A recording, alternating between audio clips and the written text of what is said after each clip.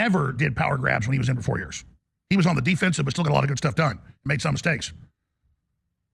But the unitary executive is something that bipartisanly the Republicans and Democrats have wanted. And it goes back to Bush ordering torture and John Yoo saying, well, he's the president, he can do anything he wants. No, that violates federal law, cut and dry.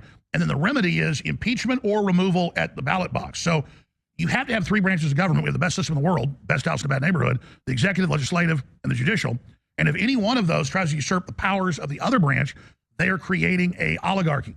And now you notice the word for the White House and the executive is an oligarchy because it's not the elected president, but a bunch of bureaucrats that decide in council who's going to be in control. So everything they say Trump has done is what they've done. And so, yes, if Trump was an establishment candidate and Trump had the legislative and the judicial behind him, and they were saying he could do anything he wanted to, then they had election fraud, then you would have a dictator. Because a dictator can still be elected, they just stay in power via that.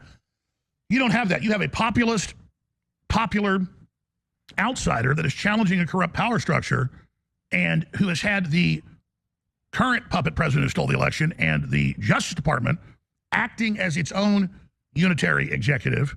And so now the president and the Supreme Court are pointing out that this is a power grab and we need separation of powers. So this is the bare minimum, the check and balance that the Supreme Court could bring in, saying he's not immune from everything, but in official acts that are public, the only remedy is impeachment or voting him out.